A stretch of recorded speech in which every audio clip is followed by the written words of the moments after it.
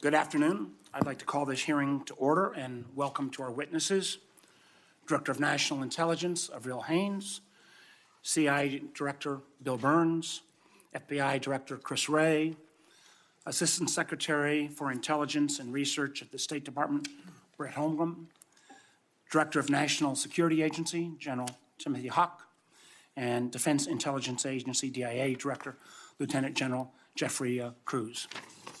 Thank you for appearing today before the Senate Intelligence Committee's annual Worldwide Threats hearing. It is important for Congress and for the American people to hear directly from the leaders of our intelligence community about the threats and challenges facing the United States. I'd like to first acknowledge the women and men of the U.S. intel community. Most Americans will never see the work you do behind the scenes, but be assured that the members of this committee know its importance, and we thank you for what we do to keep America safe. The threat environment today is perhaps one of the most challenging we've seen in recent years. We see nations backsliding from democratic institutions. We see authoritarian systems seeking to impose their will upon neighbors while looking to undermine the international system that has been guarantor of security and stability since World War II. And we see the rise in competition around new technologies. We must ensure that our institutions, including the IC, evolve to meet these new challenges, which means, in my mind, redefining what we think of as national security. The IC was built to collect measures of hard power, how many ships, planes, and military personnel an adversary might have. But the nature of strategic competition today revolves as much about not only traditional military power, but around non-traditional tools and the ability to harness emerging dual-use technologies. For example, advanced communication networks can provide ubiquitous connectivity, but also ubiquitous surveillance. Artificial intelligence can accelerate software development, but can also accelerate malicious cyber attacks or the spread of misinformation. Biotechnology advancements may lead one day to curing cancer or eliminating famine, but also may create new pathogens, or even, as some have warned, genetically engineered super soldiers. And access to rare earth minerals may help determine who shapes the energy future for the whole world. Compounding all of this, the nature of conflict increasingly allows adversaries to project power through asymmetrical means. For example, cyber attacks can disable critical infrastructure from thousands of miles away and are increasingly available to a widening array of actors. Inexpensive, unmanned systems, drones, can threaten multi-billion-dollar ships. We are now even seeing the possibility of foreign adversaries weaponizing space in ways that could be massively destructive, not only to our national security, but to our way of life and useful tools such as GPS and satellite communications. Similarly, misinformation and disinformation are increasingly deployed cheaply by an array of adversarial actors. We all know that more than 60 countries, over half the world's population, will vote this year. And I am deeply concerned that democracy, including in the United States, is under greater threat than ever from these foreign adversaries. Bad actors like Russia are particularly incentivized to interfere given what's at stake in Ukraine. Poll after poll increasingly demonstrate that Americans are distrustful of traditional sources of information. And while AI provides the tools to spread sophisticated misinformation at an unprecedented speed and scale, amidst these threats, our ability to respond has been hamstrung, as recent litigation pending before the Supreme Court has had a chilling effect on the voluntary sharing of information related to foreign malign influence threats between U.S. government agencies and social media companies.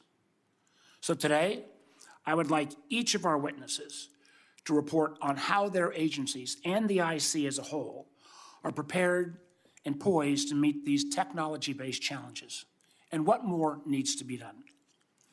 Yet, even with this new landscape, more traditional national security challenges remain.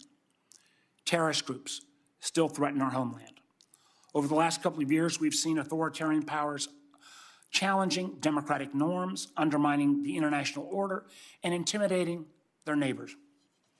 The People's Republic of China, under Xi Jinping, has presented an unprecedented challenge. A techno-authoritarian behemoth whose adversary, Russia, under Putin, has continued its brutal invasion of Ukraine, illegally using military forces to seize territory. Ukrainians have bravely been fending off the Russian military for over 2 years, supported by partners around the world. The Russian military has suffered severe losses of men and equipment, a fact that close to 87% of Russia's pre-war ground forces have been taken out of the conflict by either being killed or wounded. And now, as a result of his aggression, Putin faces what he has always feared, a NATO more united than ever. That said, this war is in a critical phase, with a serious imbalance of equipment, and my fear is the decision thus far by the House of Representatives not to even take up legislation that would support Ukraine in their fight against Putin aggression has been one of the most short-sighted decisions on a national security issue that I can possibly imagine. Without this assistance, Ukrainian defenses will be disastrously undermined, as well as global confidence in America's resolve will be undermined. And that will be the case whether it comes from Putin in Europe or the PRC in Taiwan. And as we convene this hearing, we also face continued instability in the Middle East. The horrific terrorist attacks against Israel civilians by Hamas on October 7th have been followed by an incursion by Israel that has cost an estimated 30,000 Palestinians their lives. And while Iran and its key partners, such as Hezbollah, appeared to be deterred from widening the conflict for now, other Iranian proxies, such as the Houthis in Yemen and Iraqi Shia militias, have attempted to expand their conflict and drag in our country. At the same time, Israel's war against Hamas has shown the difficulty of using military force alone to eradicate a non-state actor embedded in a civilian population, especially one that has been so adept at using underground tunnels. And I worry that Prime Minister Netanyahu's conduct in the war threatens to undermine support for Israel in the long term, including in the United States. This international support has been key to Israel's security. And as a longtime friend of Israel, this has a great concern to me for even Israel's support in the United States. In addition, we convene this timely hearing as Congress faces a pressing deadline on a key national security program. Section 702 of the Foreign Intelligence Surveillance Act provides unique and critical foreign intelligence necessary to protect our national security, enabling the IC to prevent and thwart terrorist attacks, track foreign spies, uncover economic espionage, protect U.S. troops, expose human and drug trafficking, and disrupt foreign cyber attacks. Allowing this program to lapse would critically damage our national security. In closing, we face an increasing array of diversity of challenges, but we also have an opportunity to reinvigorate America's democratic values in face of autocracies like China and Russia. We cannot take for granted either democracy or the international system that has kept Americans safe for decades.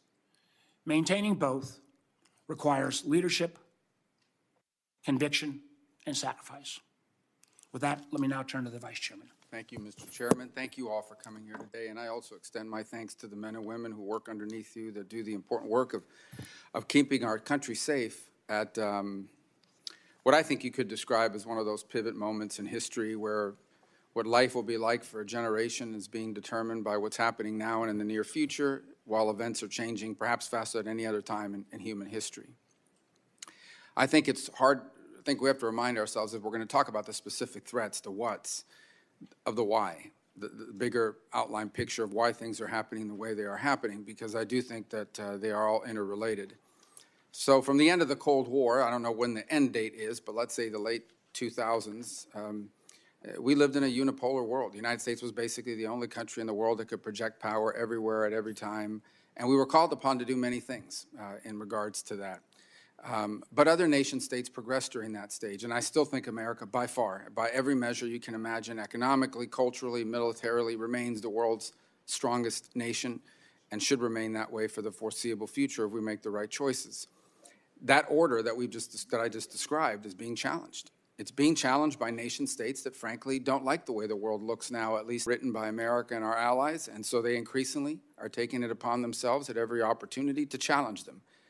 They, at every domain, they steal our ideas on innovation and so forth so that their companies can do the things that we do, but of course do it cheaper and flood markets with those products. I don't need to tell this panel or the members of this committee and the general public that they're expanding their military capabilities in an extraordinary way to include not simply projecting power in the Indo-Pacific, but around the world. They, by the way, they manipulate loopholes in our laws and in our systems in this country to buy up land, buy up companies, gain strategic advantage in industries, and undermine our industries in return. They are a major part of flooding this country with deadly drugs that are destroying communities and ravaging entire families. And they've also gotten very good at hiring lobbyists and even deputizing the corporate industry, corporate America, to come up here and lobby us for things that are beneficial to the Chinese goals at the expense of this country long term. And I think it's important to mention here today, they also happen to control. Anybody who says they don't doesn't know what they're talking about, because every company in China is controlled by the Chinese Communist Party. They happen to control a company that owns the world's, one of the world's best artificial intelligence algorithms. It's the one that's used in this country by TikTok. And it uses the data of Americans to basically read your mind and predict what videos you want to see. The reason why TikTok is so successful, the reason why it's so attractive, is because it knows you better than you know yourself. And the more you use it, the more it learns. The problem is not TikTok or the videos. The problem is the algorithm that powers it is controlled by a company in China that must do whatever the Chinese Communist Party tells them to do. And the only way that that algorithm works is if that company in China, under the control of the Chinese government, is given access to the data that TikTok collects. TikTok does not work without that algorithm.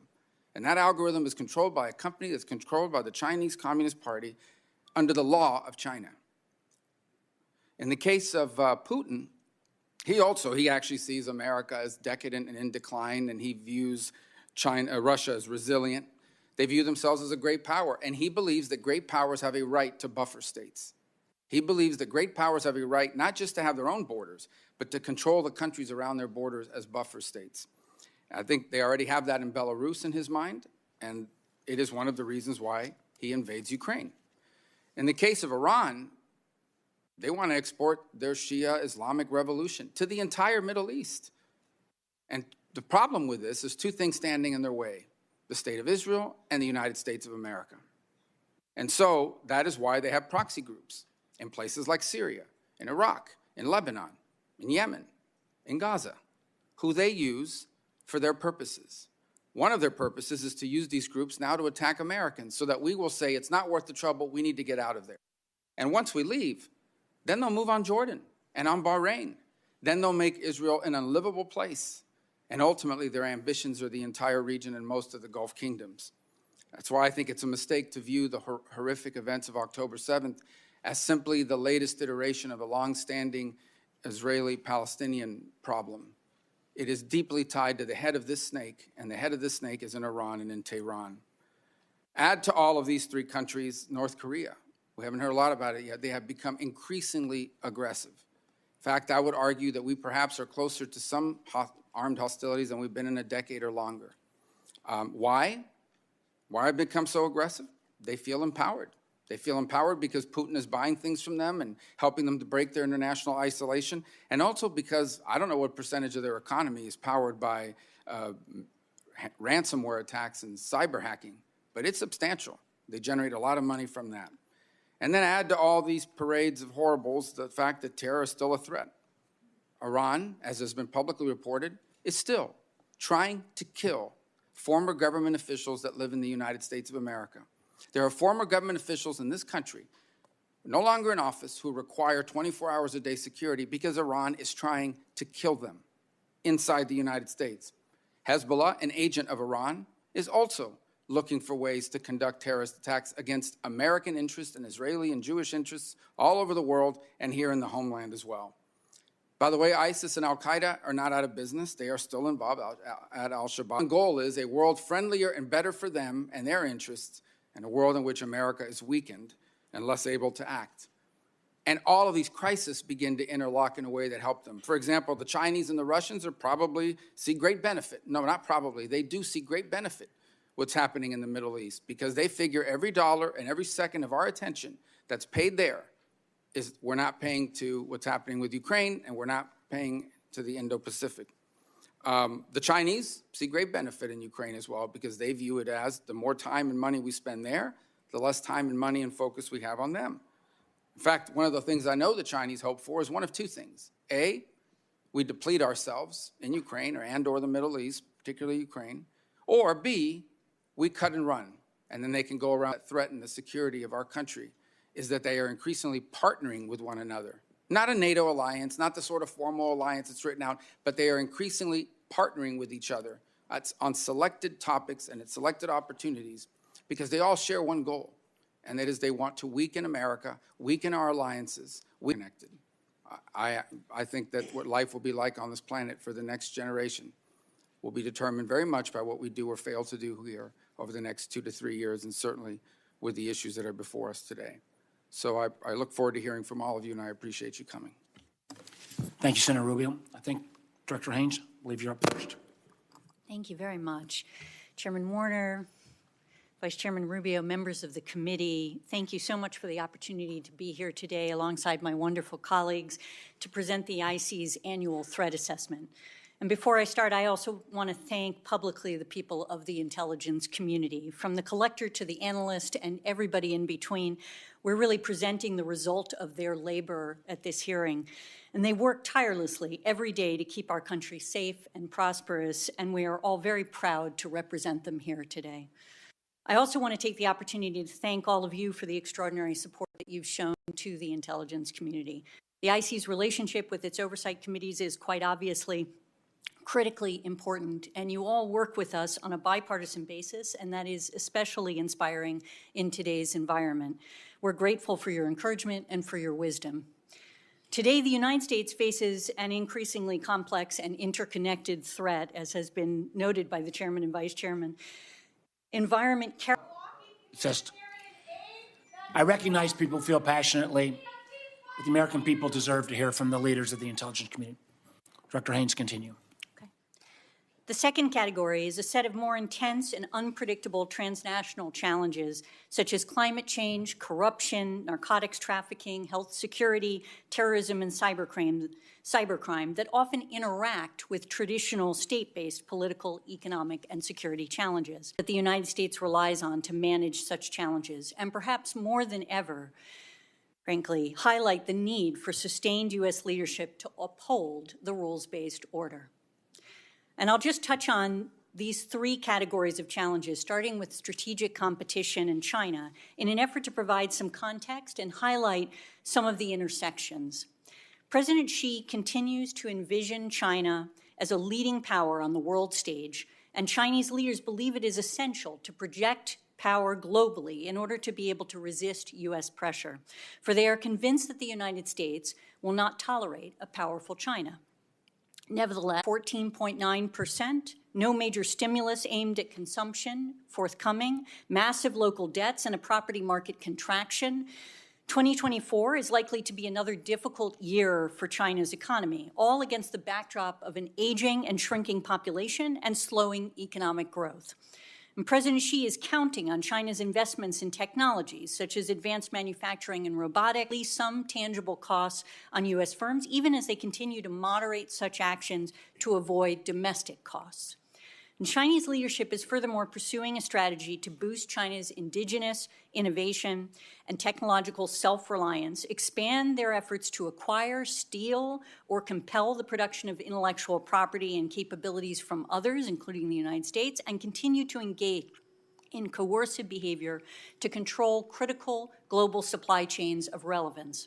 In the meantime, President Xi's emphasis on control and central oversight is unlikely to solve the challenges posed by China's economic and endemic corruption, demographic decline, and structural economic constraints. And over the coming year, tension between these challenges and China's aspirations for greater geopolitical power will probably become all the more apparent. Given its ambitions, Beijing will continue to use its military forces to intimidate its neighbors and to shape the region's actions in accordance with the PRC's priorities. We expect the PLA will field more advanced platforms, deploy new technologies, and grow more competent in joint operations with a particular focus on the Pacific. And the role intended for China's growing nuclear forces and cyber capabilities in this effort and the ultimate intent behind unprecedented growth in these areas remain a priority for us in the IC, and they are not unrelated to actions of Russia.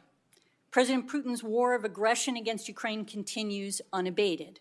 Ukraine's retreat from Avdiivka and their struggle to stave off further territorial losses, Russian ammunition production and purchases from North Korea and Iran.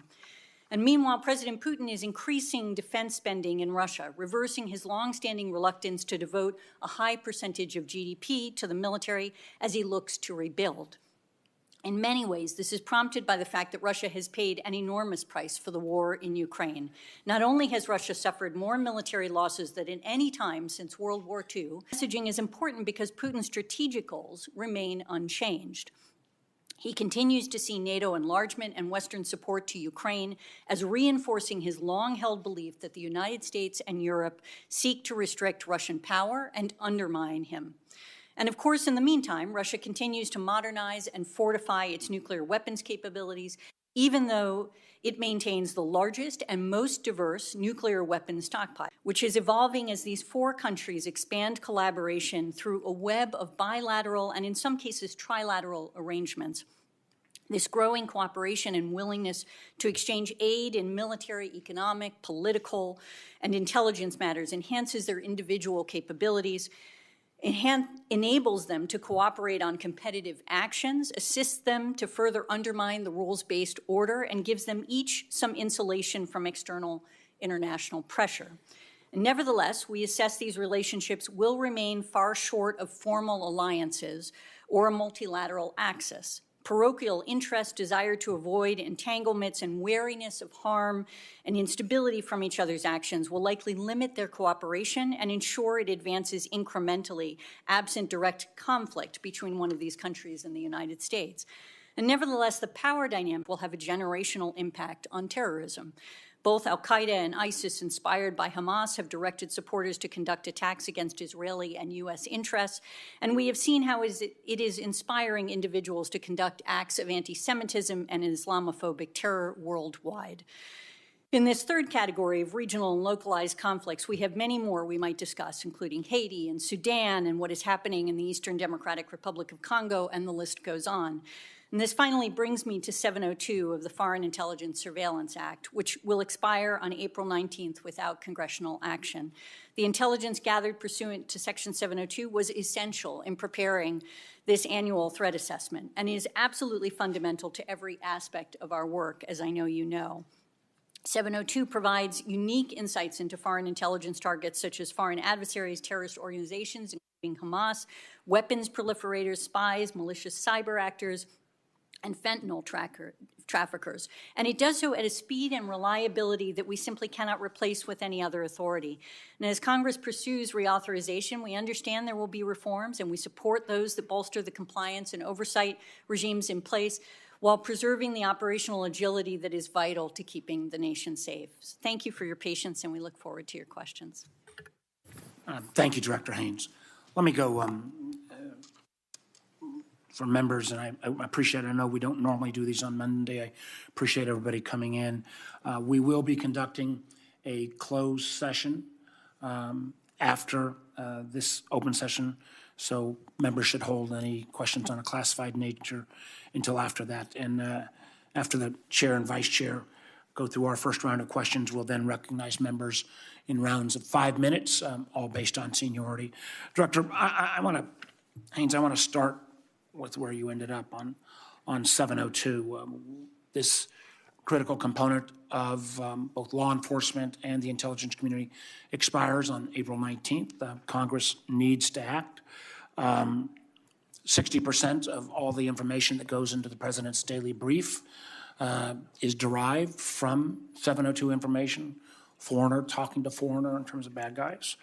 One of the things that the vice chairman and I are very proud of is we worked very hard on a reform of Section 702 that we introduced last year, including 16 co-sponsors. A great number of members of this committee are part of that reform effort that, again, looked at trying to make sure where there had been perhaps overzealous use at the FBI in terms of who was queried and how things were queried have been dramatically constrained. Director Wray, I want to start my question, though, with you. Some have actually said, though, that where we went didn't go far enough, and they would propose a reform that would require agencies to seek a warrant before conducting U.S. person queries.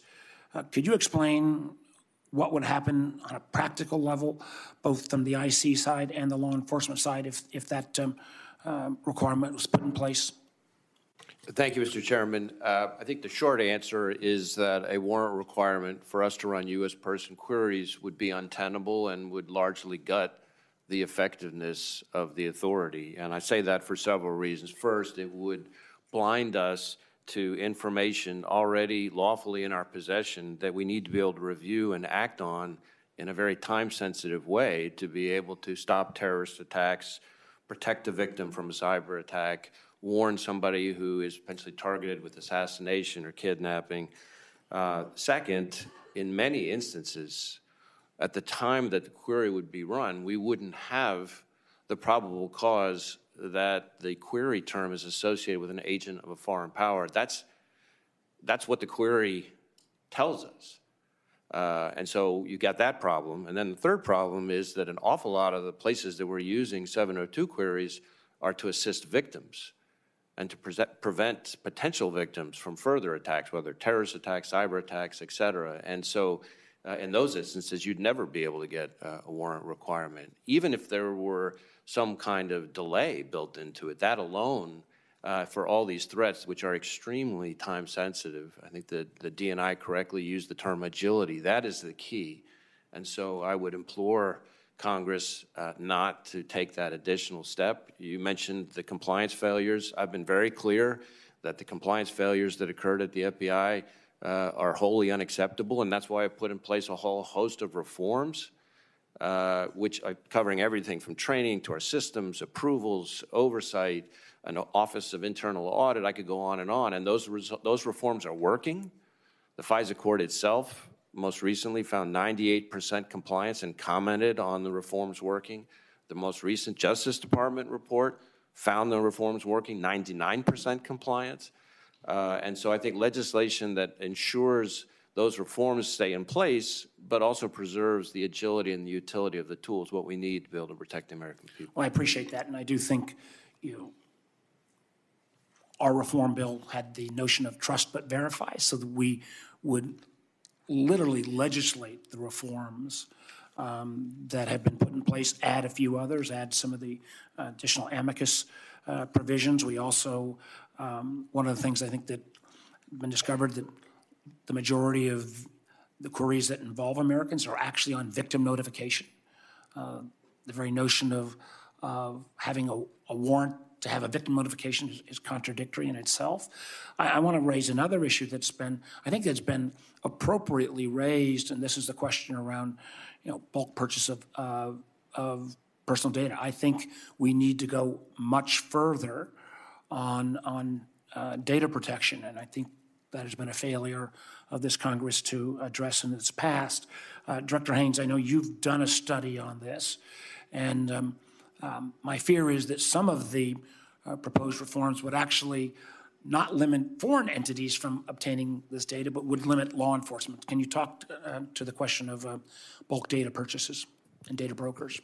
Yeah, absolutely. I mean, I think from our perspective, commercially available information, as we sort of think about the entire set of what's out there and what's been discussed in Congress in relation to this, is just increasingly critical to the intelligence community's work. And I think, you know, sort of an obvious example of this is commercial imagery and the role that it played, for example, in the context of the invasion of Ukraine. But there's a whole series of other areas where we're purchasing information, such as commercial threat information that's related to cyber security and things like that. And at the same time, we recognize that commercially available information raises new and important issues related to privacy and civil liberties. And this is in large part true because, you know, more of our daily lives are connected digitally to the world today than ever before, and an increasing amount of data about individuals and their activities, often perceived as not especially sensitive on its own, is actually available for sale alongside increasingly sophisticated analytic tools that essentially, you know, relying on artificial intelligence can actually, in aggregate, raise significant privacy and civil liberties issues that are relevant, which is why we basically said, look, we recognize this is something that is of concern, and we want to make sure that we're actually addressing this issue appropriately and responsibly within the intelligence community. So we had a panel, an external panel, look at this question and really asked them, you know, how and under what circumstances should we use commercially available information, and in particular to reflect on the existing framework for privacy and civil liberties. We've published that report, and in fact, Senator Wyden asked us to, and as a consequence put that out. And as an intelligence community in our XCOM, as we call it, all the heads together, agreed that we thought those recommendations made sense, and we have issued IC guidance basically for cataloging commercially available information acquired by IC elements to ensure that our handling of such information is consistent with relevant legal policy security considerations to facilitate oversight. And we've developed a framework that augments each IC's elements, Attorney General guidelines and related policies with general principles and additional guidance on how IC elements should access, collect, process commercially available information, including more precise guidance for identifying and dealing with categories of information that pose a greater risk of implicating privacy and civil liberty concerns. And finally, as the panel recommended also, the framework sets out standards and procedures that govern and require periodic reevaluation and acquisition and use decisions. And I think the challenge that is posed by some of the legislative proposals that I've seen require, for example, again, a sort of probable cause requirement before you can obtain that information. Similarly, we are not going to have, in the scenario of, for example, getting cyber threat information commercially, a probable cause reason for getting that. What we're trying to do is understand what the vulnerabilities are, and then what we recognize is that whatever the commercial information is that we're obtaining, we need to treat it in a way that actually mitigates against the risks that have been described. Thank you. Senator Rubio. Director Wray, we know that over the last 3 years, millions of people crossed the U.S. border illegally, and many have been released into the country. Have members or people with ties to dangerous gangs, like, for example, the prison gang Tren de Aragua from Venezuela, were they among the people that came into this country? I don't know that I can speak to the specific gang, but certainly we have had dangerous individuals enter the United States of a variety of sorts. Are we seeing crimes from people that entered the country over the last 3 years, some of them with ties to gangs or other criminal organizations? Well, I guess what I would say is this. From an FBI perspective, we are seeing a wide array of very dangerous threats that emanate from the border, and that includes everything from the drug trafficking. The FBI alone seized enough fentanyl in the last 2 years to kill 270 million people. That's just on the fentanyl side. An awful lot of the violent crime in the United States is at the hands of gangs who are themselves involved in the distribution of that fentanyl. But you're also seeing and tracking local law enforcement arresting and for example, the assault on the police officers in New York. All the reporting said they had ties to this gang in particular, but there's no doubt that people that were criminals in their country of origin have crossed that border and are now in the U.S. committing crimes. Correct. Is there now a black market emerging to sell? We've seen reports of a black market emerging, selling fake Social Security cards, fake green cards. Have you seen reporting on that? Well, certainly there is on the darknet, for example, there is a significant marketplace for different kinds of stolen identity What about in information. the street? I think as well. Yeah. Okay. And well, there are smuggling networks all over the world that specialize in moving people from all over the world, including from the Middle East, Central Asia, and so forth. Are we aware of any of these smuggling organizations are run by or are conducted by people that have ties, for example, to ISIS or other terrorist organizations? So I want to be a little bit careful how far I can go in open session, but there, there is a particular network that has where some of the overseas facilitators of the smuggling network have ISIS ties that we're very concerned about, and that we've been spending an enormous amount of effort with our partners investigating. Exactly what that network is up to is something that's, again, the subject of our current investigation. But there is a network we're concerned about that has facilitators involved in it that have ties to ISIS and other terrorist organizations. Correct. I talked about TikTok in the opening. Just to lay the groundwork here, TikTok is this TikTok US, American company, or headquartered putatively in America, and they have this platform which is fascinating, right? And people, it's very effective, very good, has a lot of members. One of the things that powers it is that it is powered by an algorithm based on artificial intelligence, where the more you use it, the more it learns about you. It, in essence, reads your mind. It knows the kinds of videos you like, and it feeds you more and more of them, causing you to go back. That algorithm is not owned by TikTok. It's owned by ByteDance, a Chinese company, correct? That's my understanding. And so the only way that algorithm works is if that Chinese company has access to the data being generated by TikTok. The owner of the algorithm, ByteDance, has to have access. So it doesn't matter where the data is stored. Ultimately, they have to have access to it in order to make the algorithm work, correct? Right. I mean, I think what you're getting to is the key point is that the parent company is, for all intents and purposes, beholden to the CCP. Well, the reason why I raise that is if ByteDance in China is the one that owns the driver that makes TikTok effective, isn't it true that under Chinese law, the Chinese Communist Party says that data that you're gaining access to in order to make your algorithm work, we want a copy of that data? If they said that to ByteDance in the future, ByteDance would have to give it to them. That's my understanding. And if they went to them and said, we want you to change your algorithm so that Americans start seeing videos that hurt this candidate or help that candidate in the upcoming election, ByteDance would have to do that under Chinese law. That's my understanding. And if they said, we want you to put out videos that make Americans fight with each other or spread conspiracy theories and get them at each other's throat, ByteDance can't go to Chinese court and fight the Communist Party. They would have to do it. That's my understanding, and I would just add that that kind of influence operation, or the different kinds of influence operations you're describing, are extraordinarily difficult to detect, which is part of what makes the national security concerns represented by TikTok so significant. All right, thank you. Thank you very much, Mr. Chairman, and my thanks to all of you and, of course, the people you work with every day. I'm going to start with this issue of government purchases of Americans' data. And former acting CIA Director Mike Morell presents something of a different view on this. He has said that the amount of information available for the government to buy would, quote, knock your socks off. And if it were collected through normal intelligence methods, it would be top secret information kept under lock and key. I believe Mr. Morell is right. It is the Wild West out there in terms of sensitive information on Americans, and the government can buy it up. Unlike normal intelligence collection, there are apparently virtually no rules here.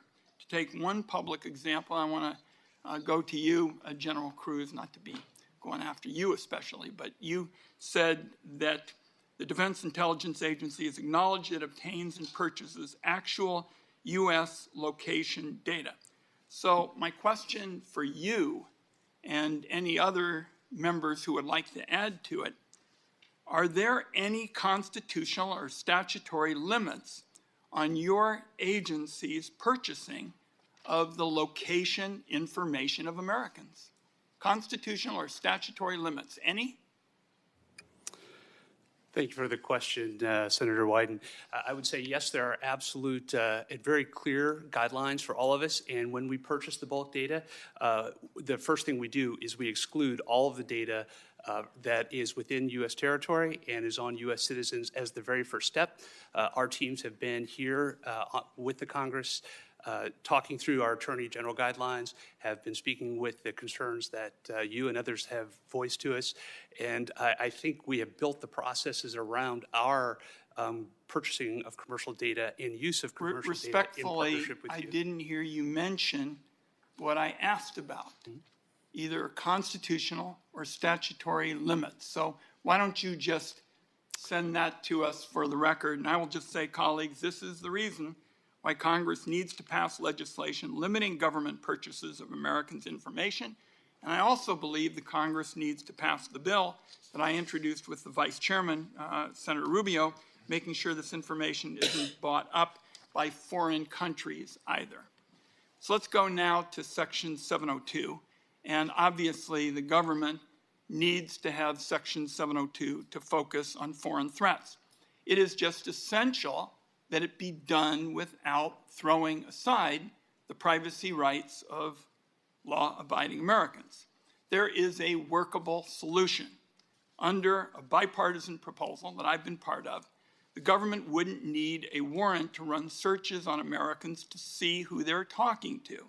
It's only when the government wants to read the content of those private conversations that a warrant would be required, even though there are also many exceptions that we have put into the bill.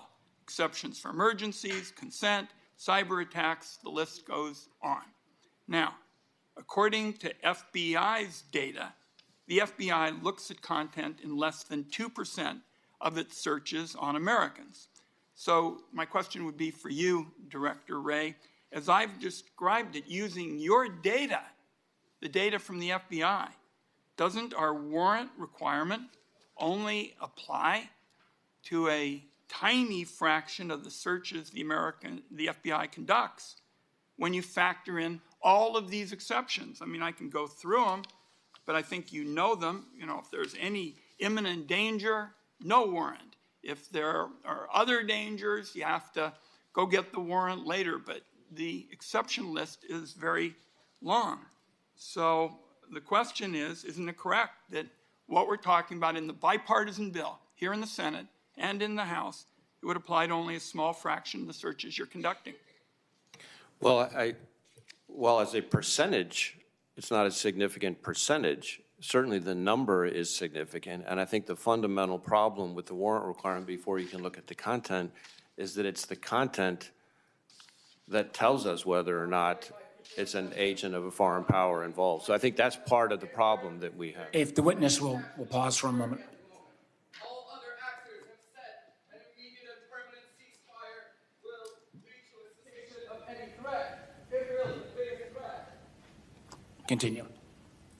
I think where I got cut off was I was just explaining that the fundamental problem is that in the instances where we need to look at the content, the probable cause that's lacking at that point is what's established by seeing the content. That's what tells us more often than not that there's an agent of a foreign power involved. And so that's what enables us to then act and go forward with the appropriate investigative steps. So there's an exception for imminent danger. There's an exception for in other emergencies. There is an exception to simply conversations with foreign threats.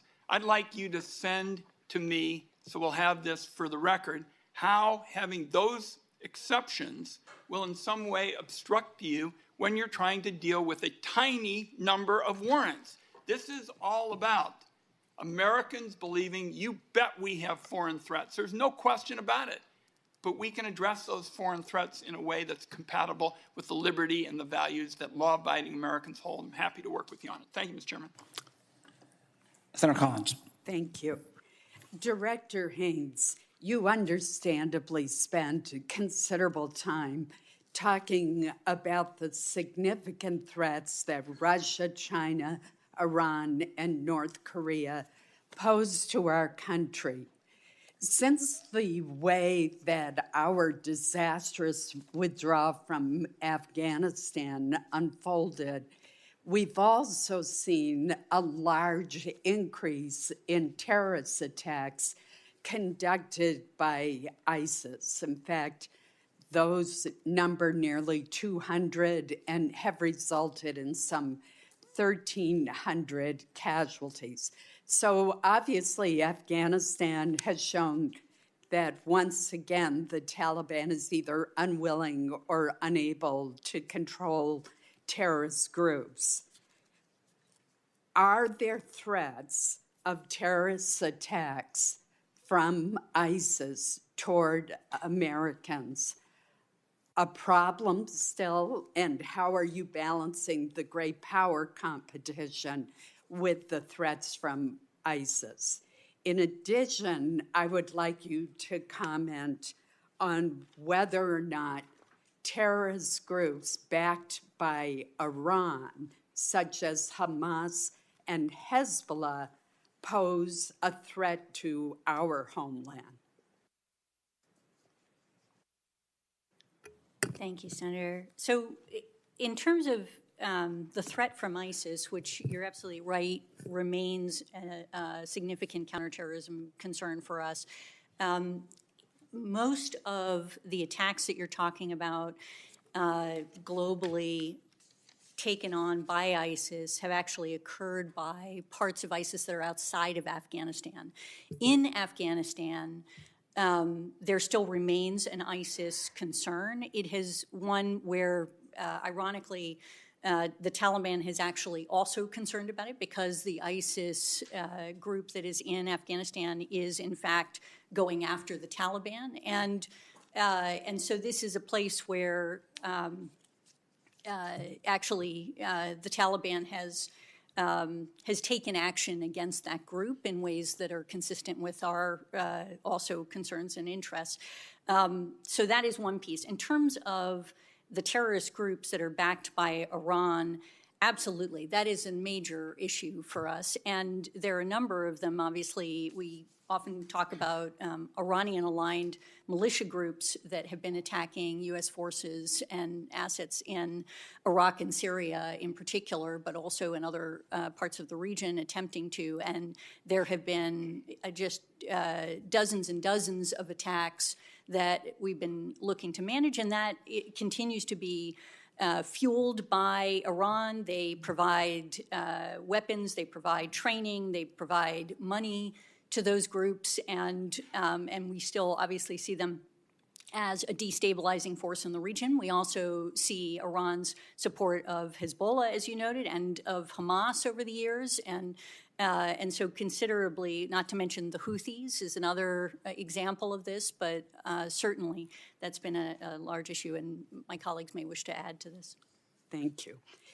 Director Wray, we know that China is the primary provider of the predecessor chemicals and the pill presses for fentanyl, and you've pointed out in your testimony the extraordinary scope of the amount of fentanyl that has been produced.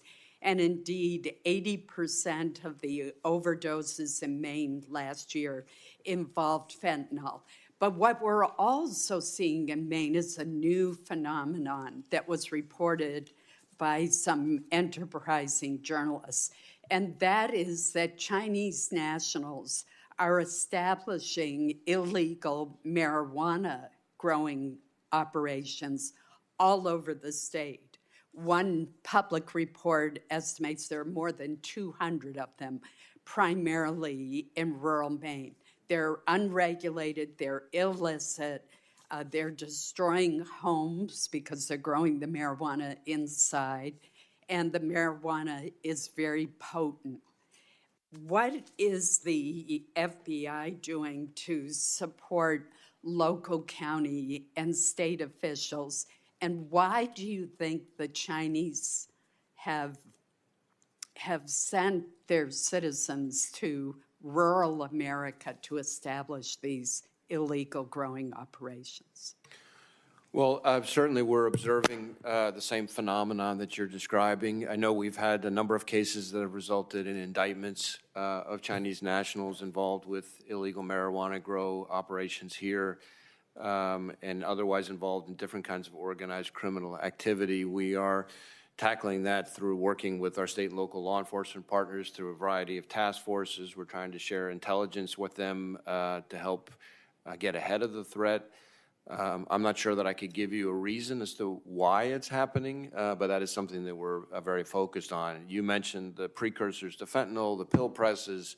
This issue, I would just add to that yet another one, which is that an awful lot of the meth precursors to the labs in Mexico also come from China. So it's fentanyl, it's also meth. And so there is certainly a big degree to which problems that we are experiencing here in an acute way source back to them. Senator Heinrich. Thank you. Thank you, Mr. Chairman. According to the annual threat assessment, Russian President Putin probably believes, quote, that his approach to winning the war in Ukraine is paying off, and the Western and U.S. support to Ukraine is finite, end quote. For any of you, what lessons is Putin taking from the U.S. failure to further support Ukraine in its fight for national survival? And what lessons might China's Xi Jinping learn from this failure? Senator, I'd be glad to address your question. I just returned from my 10th visit to Ukraine during the course of the war, and I left convinced that we're at a profoundly important crossroads for Ukraine, for European security, and for long-term American interests around the world. I think down one road with supplemental assistance approved by the Congress lies the very real possibility of cementing a strategic success for Ukraine and a strategic loss for Vladimir Putin's Russia. It's our assessment that with supplemental assistance, Ukraine can hold its own on the front lines through 2024 and into early 2025, that Ukraine can continue to exact costs against Russia, not only with deep penetration strikes in Crimea, but also against Russia's Black Sea Fleet, continuing the success which has resulted in 15 Russian ships sunk over the course of the last 6 months. In other words, with supplemental assistance, Ukraine can put itself in a position by the end of 2024, the beginning of 2025, where it could regain the offensive initiative and also put itself in a position to negotiate from a position of greater strength and achieve an outcome in which Putin's goal, which was to subjugate Ukraine and to control its choices, would be denied, where Ukraine could sustain itself as a strong, sovereign, independent country, anchor itself in Western institutions, and have the space and the security to recover from this terrible aggression, and leave Russia to deal with the long-term consequences of Putin's brutal and foolish invasion. Down another road, however, without supplemental assistance, it seems to me, lies a much grimmer future. Ukraine is likely to lose ground, and probably significant ground, in 2024. I saw, in the Battle of Avdiivka, which forced a rushed withdrawal of Ukrainian forces just a couple of days before I was in Kyiv on this last visit, the consequences of that. One senior Ukrainian partner described what happened to me. He said that, our men fought as long and as hard as they could. We ran out of ammunition, and the Russians just kept coming. And I think without supplemental assistance in 2024, you're going to see more Avdiivkas. And that, it seems to me, would be a massive and historic mistake for the United States. What lesson do you think the CCP will take from that? I think the consequence of that will not just be for Ukraine or European security. Israel is exterminating the Palestinian people. Children are being starved to death. Don't support the extermination of Palestinian people. Stop sending arms to Israel. Stop supporting the starvation of children. Children are being starved to death today.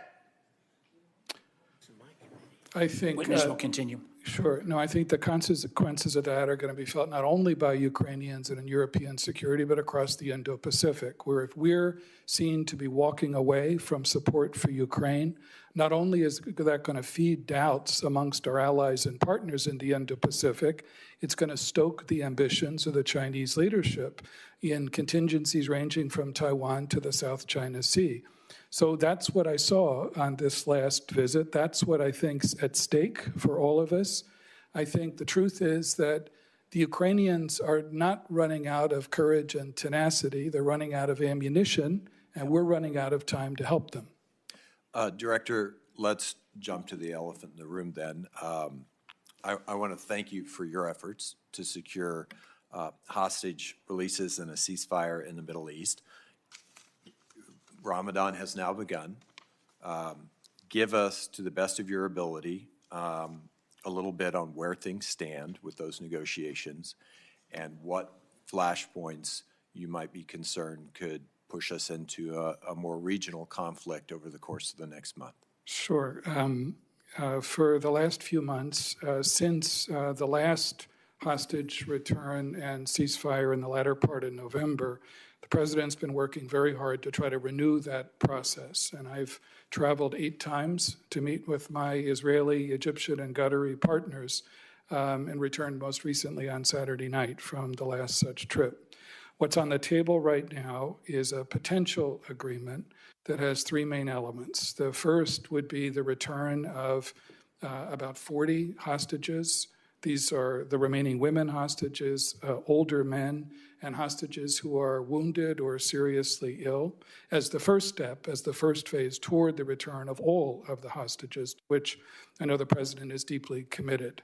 And that would be in return for a defined number of Palestinian prisoners held by the Israelis.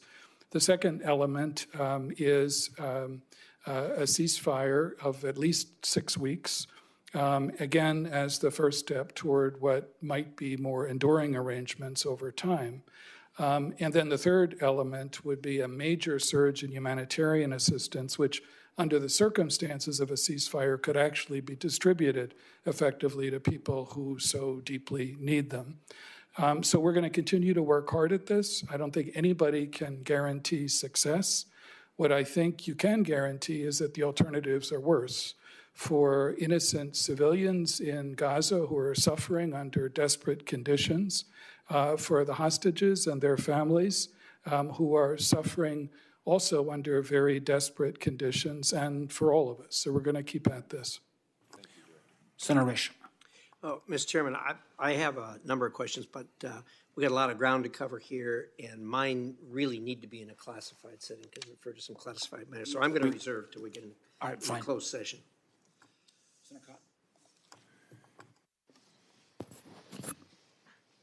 Senator Heinrich was going to address the real elephant in the room, which are some of our audience members accusing you of pretty serious conduct. So, Director Burns, I want to give you a chance to respond to what's been said. Is Israel exterminating the Palestinian people? Senator, all I can say is, what I said before. I think there are a lot of innocent civilians in Gaza who are in desperate conditions right now. I think there are hostages and their families who are also in desperate circumstances as well. And I think I've learned a long time ago in crises like this that you have to find a practical goal and pursue it relentlessly. And the goal the president has laid out, working with our Israeli, Qatari, and Egyptian partners, I think is the most practical one I can see right now, is to produce a ceasefire of at least 6 weeks, produce the return of the hostages, ultimately all of the hostages, and get desperately needed humanitarian relief to people who need it in Gaza. So is that a no? You do not believe Israel is exterminating the Palestinian people? No, I think I understand Israel's need, and the president has emphasized this, to respond to the brutish attack that Israelis suffered on the 7th of October against Hamas, against a terrorist group. But I think we all also have to be mindful of the enormous toll that this has taken on innocent civilians in Gaza. And as the president has said, it's very important for Israel to be extremely mindful of that and to avoid further loss of civilian life. Director Haynes, do you believe Israel is exterminating the Palestinian people? I really don't have anything to add to what Director Burns has said. I fully endorse what he's commented on. Israel, and you also stand accused of starving the Palestinian children. Is Israel starving children in Palestine or in Gaza? You know, I think, Senator, the reality is that there are children who are starving in But is Gaza. Israel doing that? They're starving, they're malnourished as a result of the fact that humanitarian assistance can't get to them. It's very difficult to distribute humanitarian assistance effectively unless you have a ceasefire, which is exactly why, you know, I think there's great value in what's on the table now, a return of hostages and a significant ceasefire enabling people to get that humanitarian assistance. Okay. For the record, I do not believe that Israel, nor any of you or the United States government, is exterminating the Palestinian people or starving Palestinian children. Director Haynes, there have been several news reports, you might say leaks, to the effect that Iran does not have full control of its proxy groups. That's the headline from Politico last month. The quote, while Iran is supporting the proxy groups financially and with military equipment, intelligence officials do not believe it is commanding the attacks. Its lack of control over the Houthis and the militias in Iraq and Syria has muddied the deliberations in Washington about how to respond to repeated attacks on U.S. interests in the region, including the attack in Jordan on January 28th that killed 3 American troops. But on page 18 of the assessment, the intelligence community writes, Tehran was able to flex the network's military capabilities in the aftermath of Hamas's attack on October 7th, orchestrating anti-Israel and anti-U.S. attacks from Lebanon to the Bab el-Mandab Strait while shielding Iranian leaders from significant consequences. Orchestrating is stronger than anything I've heard. It's not providing support or training or funding. So it's your assessment, the intelligence community assessments, that Tehran has orchestrated attacks on Israel and against U.S. personnel and positions in the Middle East since October 7th? Yes, and I don't think that means that that the proxy groups or that others are always listening to everything that they have to say or under their direct control. But I think orchestrating is an appropriate characterization of what they've looked to do. So it has, to use the dictionary definition, arranged or directed the elements of a situation to produce a desired effect, especially surreptitiously. That's correct? Okay. Director Burns, on page 34 of the assessment, the IC notes that the FBI and the Department of Energy have concluded that the most likely origins for the coronavirus pandemic was a laboratory in Wuhan, but the CIA cannot agree with that conclusively. Why can't the CIA reach the same conclusion that the FBI and the Department of Energy have reached? Yeah, no, our analysts continue to look at this very carefully. They have not yet concluded that there's definitive evidence on either side of this, whether natural transmission or a lab accident. Well, we continue to pursue, more intelligence, more information that might help them to reach a definitive conclusion. But right now, they're, they haven't been able to reach that. Director Wray, why are your analysts so much more confident? Our analysts did very rigorous work involving a whole slew of experts of different sorts. We reached the assessment with moderate confidence, and we stand by that assessment. Thank you. Senator King. Thank you, Mr. Chairman. Thanks to all of you, and as others have said, thank you to the people who operate under very difficult circumstances around the world to supply us with this important information. Director Burns, I just want to say your statement to Senator Heinrich about the impact and long-term consequences of our abandoning Ukraine is important and I think should be required reading around here. The implications are it's a 50-year mistake that would haunt this country both in Europe but also, as you suggest, in the Indo-Pacific, including Kim Jong-un would assess that we didn't have the staying power. He's already making noises about the peninsula. Director Wray, you talked with Senator Rubio about TikTok. Just to reiterate, it's dangerous because it allows the Chinese Communist Party to have access to an enormous trove of data about Americans. That's number one. Is that correct? That's one of the pieces of it. There are several. And but- the second piece is the power that the misinformation and sort of policy direction that it enables the Communist Party to exercise, correct? Well, I think the second piece is the algorithm, right? In other words, the first is the data, the second is the algorithm, the third is the software. But the problem is not TikTok, it's the control by China. If TikTok were divested and owned by an American company or a Belgian company or a British company, we wouldn't have this level of problem. Is that correct? Correct. Thank you.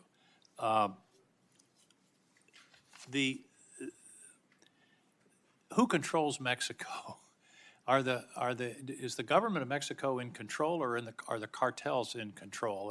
And how do we get at the problem of the drugs, the fentanyl? By the way, I did a little calculation a minute ago. About 15 people have died in this country of overdoses, mostly fentanyl, since this hearing started an hour and 20 minutes ago. That's how serious this problem. One a day in my state of Maine. How do we get control of this problem? I'll start, because there are a lot of us, obviously, that are working to help support those who are on the front lines of this, which include the FBI, obviously, and DEA and DHS and others who are really focused on this question. But on the first point, Senator King, with respect to Mexico, I mean, I think there's no question that it is a challenge for the government of Mexico to deal with the cartels, and there are parts of the country that are effectively under the control of the cartels in certain respects. And yet, at the same time, I would say that our cooperation with them has improved over time, and I think Director Burns and Director Wray may have more to say on this, but this is an area where we've really been able to work with them to try to help to. Obviously, yeah. we have been able to work, and it's improving, but this is a drastic problem that should be treated as such in terms of the impact on Americans. Yeah. Maybe this is a DHS question, but Director Wray, do we know how fentanyl is actually getting in? Where is it coming? You mean coming, well, Yeah, how does it get into the U.S.? it's coming through a variety of means, including at ports of entry, but there's a variety of ways it gets in. The part of the challenge of fentanyl is, of course, how small it is and how easy it is to conceal and how easy it is to be innovative in ways to get it across the border. The vast majority of the fentanyl that's killing Americans is, of course, coming from Mexico, and the vast majority of the precursors for that fentanyl is coming from China. Well, I should mention that in the supplemental that's pending in the House, which we always focuses on Ukraine, there's also a major fentanyl blocking provision that would be very important to this country to get have enacted as soon as possible. Director Haynes, you're nodding, but the record doesn't show nodding. Can you? Yes, absolutely. It's not coming to the intelligence community in that case, but there are funding, obviously, for the capacity to do greater detection and things like that that DHS would be deploying, I believe, and among others, and absolutely agree that this is a fundamental issue. And we are, we can also talk more in closed session, I mean, about some of the organizational things that we're looking to do to improve. But we have a major bill to address fentanyl in that supplemental, if we can get that out of its limbo in the House. General, one question. I'm concerned about a gap. NSA can talk about foreign intelligence gathering, not in the U.S. Here's my worry. A St. Petersburg, Russia troll farm sends or hacks information in the United States through a server in New Jersey or Pennsylvania or California. Does that create a gap? Talk to me about the relationship between yourself and NSA and the FBI. I just worry that there's a place there where we may lose contact.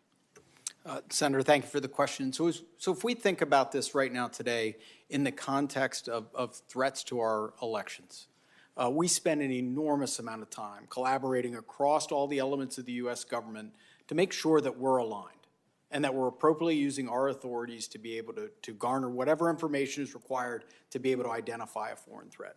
First and foremost, we are going to collect that threat of a foreign intelligence target outside the United States. And so one of those tools that really assist in this type of scenario is Section 702.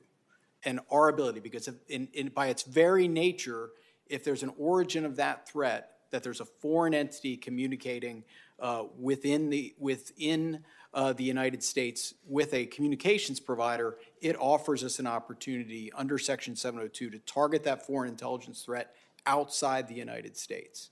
And so with the reauthorization of Section 702, that would ensure one means by which we are able to see the foreign part of that communication. Thank you. Thank you, Mr. Chairman. Senator Cornyn.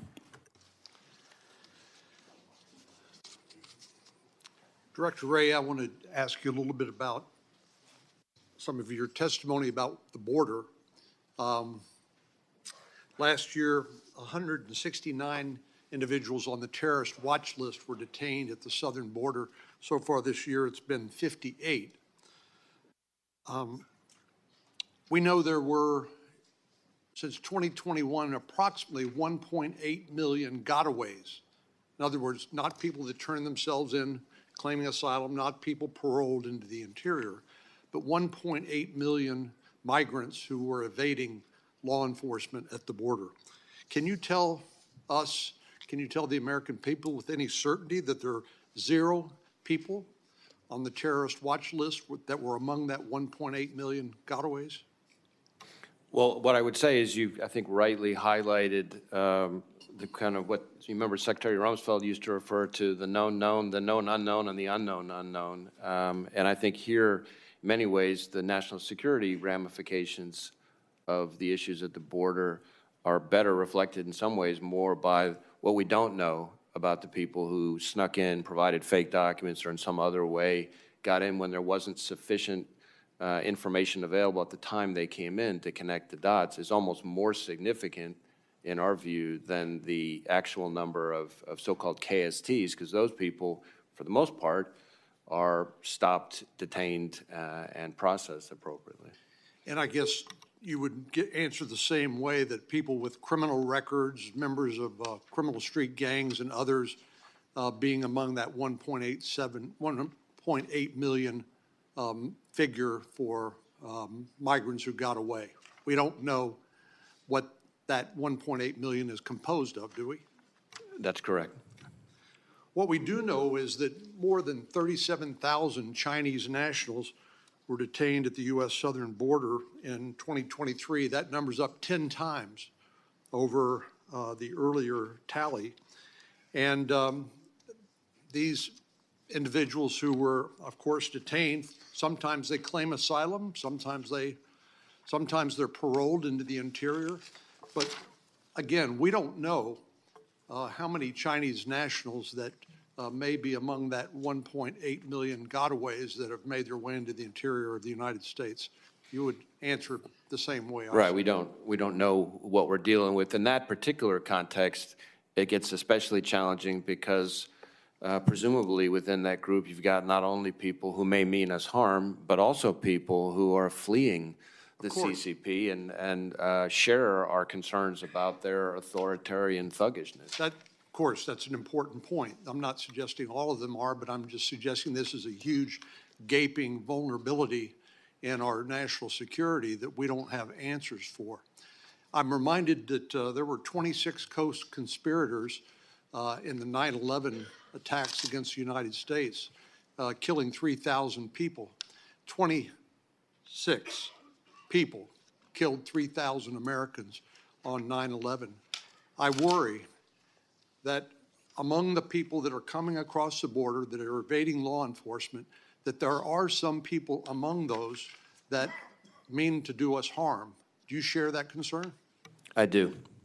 And in fact, according to public sources, this is CNN, August 30, 2023, you alluded to this earlier about dozens of migrants from Uzbekistan that were being facilitated by a suspected ISIS agent in Turkey that was assisting those migrants to make their way to the southern border and into the United States, correct?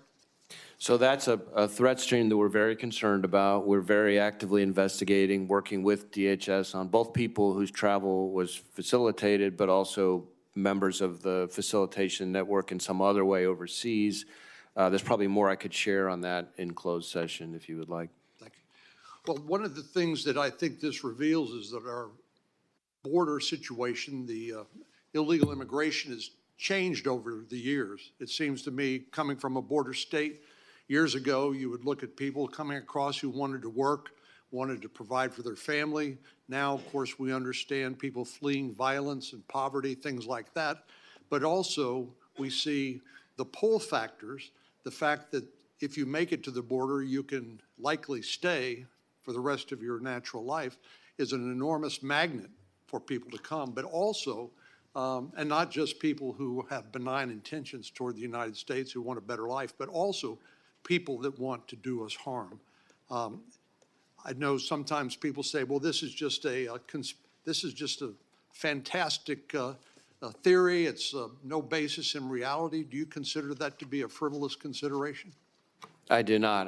We, and I've been, I think, very vocal about this. We, of course, are not responsible, FBI, for the physical security of the border. We work hard to be good partners with DHS on that. But there are a whole host of threats that emanate from the border, and some of them are criminal threats. We talked about fentanyl and violence.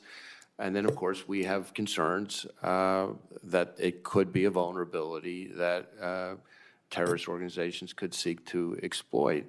I would add that we are not at the moment tracking any specific terrorist plot coming across the border in that regard, but it wasn't that long ago, as you will recall, that we had indictments of an individual who was trying to smuggle foreign nationals across the border to assassinate former President Bush. So it goes to your point that numbers are important, but numbers don't tell the whole story. It only takes a few people who can be responsible for a whole lot of harm. Senator Bennett. Thank you. Thank you, Mr. Chairman, and thank you all for being here. Thank you for your service. Director Burns, the FBI director, just mentioned President Bush. I think you were our ambassador to Russia when he was president. Is that right? And yes, sir. You yes, have sir. one of the longest distinguished careers in American diplomacy, and now you're in the middle of a negotiation in the Middle East that I think everybody up here hopes that you're going to be successful about. In that context, I want to ask you about the supplemental bill that has the Ukraine funding in it. That's a bill that passed out of the Senate with 70 votes. We almost don't pass anything around here with 70 votes, a broad bipartisan recognition of the importance of that bill. I agree with your assessment and the intelligence community's assessment that Ukraine has the possibility to prevail in this conflict with Russia.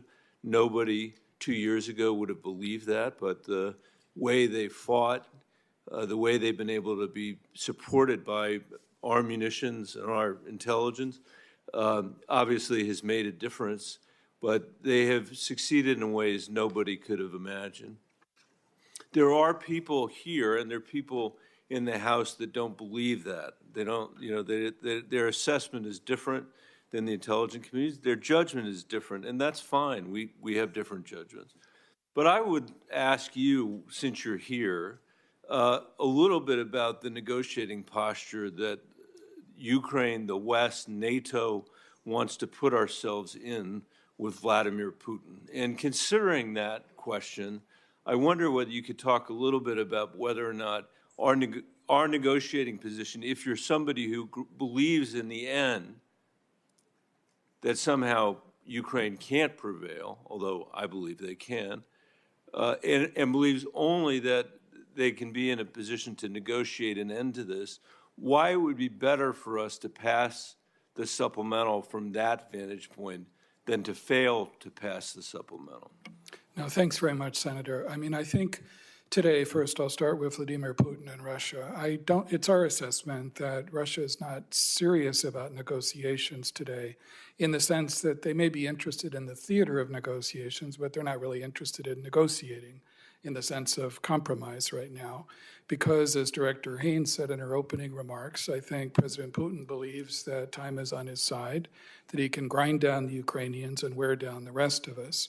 So if you look at the prospect of a more serious negotiation in the future, it's essential for Ukraine, first with our support, to disabuse the Russian leadership of the notion In other words, to puncture his confidence that time's on his side, to demonstrate that for Russia also there are long-term consequences to this war. They've already suffered enormously in terms of their military, 315,000 plus dead and wounded, 4 times the casualties that the Soviet Union suffered in a decade of war in Afghanistan, the destruction of something on the order of 2/3 of their pre-war tank inventory, and long-term economic consequences, which, is fast making Russia the economic vassal of China. Not to mention a much stronger and bigger NATO that they have to face today. So the challenge in 2024 is helping the Ukrainians not just to hold their own, but to continue to impose costs so that they'd be in a position of greater strength, greater leverage in a negotiation. And I think that would be my answer to that question. If you want to get to a serious negotiation, you have to help the Ukrainians demonstrate that Putin's wrong in his notion that time is on his side. That logic seems fairly compelling to me. Let me ask you another question. Since you served Republican and Democratic presidents over many decades, you hear people in this building say that the United States of America has to give up on our support for Ukraine in actual conflict with Vladimir Putin, an actual conflict with Russia, because of the fear that we will not be able to afford some plausible, but nevertheless theoretical conflict with China in the future. Do you believe the United States of America cannot handle our commitments with respect to Ukraine and NATO and be able to deter Beijing as well?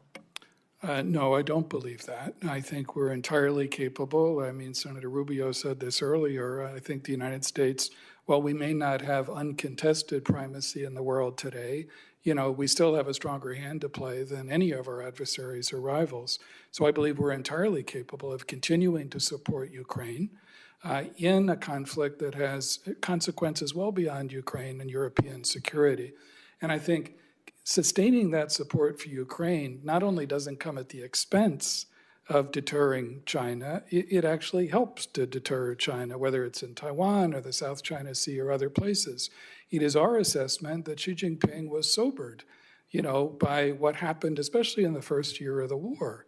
He didn't expect that Ukraine would resist with the courage and tenacity that the Ukrainians demonstrated. He didn't expect that the United States, whom he believes is a declining power, would step up in the way the president has led, with all of your support, to show solidarity with Ukraine as well. That's had an impact, I believe, far beyond Ukraine or European security, and that's really what's at stake today. And I would say we'd look back, Mr. Chairman, at that $60 billion and say that it was a bargain compared to what we would otherwise spend.